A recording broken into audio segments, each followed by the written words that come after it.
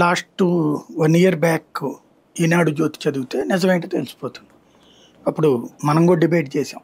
Current ఛార్జీలు విపరీతంగా పడ్డాయి. ఎందుకు పడ్డాయి అన్నటువంటి దాని గురించి ఈనాడు జ్యోతి రాసుకొచ్చినాయి. ఎడిటోరియల్ కాలం కూడా రాసుకొచ్చారు. జగన్ టైంలో దుర్మార్గం చేయటం వలన కరెంటు ఛార్జీలు ఎక్కువైపోయినాయి, అక్కడ విధ్వంసం జరిగిపోయింది, విపరీతమైన రేట్లకి ఛార్జీలు ఎక్కువ పెట్టారు అన్నటువంటిది. అంటే ఒప్పందాలు ఎక్కువ పెట్టారు అన్నటువంటిది.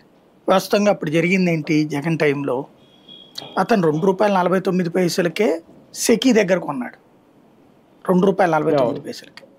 దాంట్లో 2 పైసలు ఎక్కువ పెట్టుకున్నాడో లేకపోతే 5 పైసలు ఎక్కువ పెట్టుకున్నాడో, ఇది రాబోయే 50 ఏళ్ళు లెక్కేసుకుంటే ఇన్ని వేల కోట్లు అంటూ ఆ విధంగా వక్రీకరించుకుంటూ రాసుకొచ్చారు.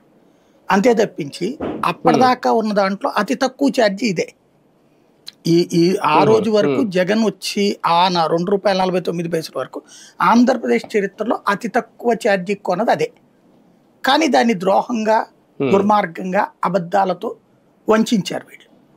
At the same time Jagan చేసిన ఆ నిబంధనల్ని పట్టించుకోకుండా మనం ఏమైనా చేయొచ్చు అనే ధైర్యం ఒక రకంగా రాష్ట్రాన్ని దెబ్బతీసింది, ఆయన్ని దెబ్బతీసింది. ఎట్లాగంటే యాక్చువల్గా మన కరెంటుకి సంబంధించి ఒక ఒప్పందం కుదుర్చుకుంటే ఆ ఒప్పందం నుంచి యువతలకు రావడానికి కుదరదు రూల్ ప్రకారం.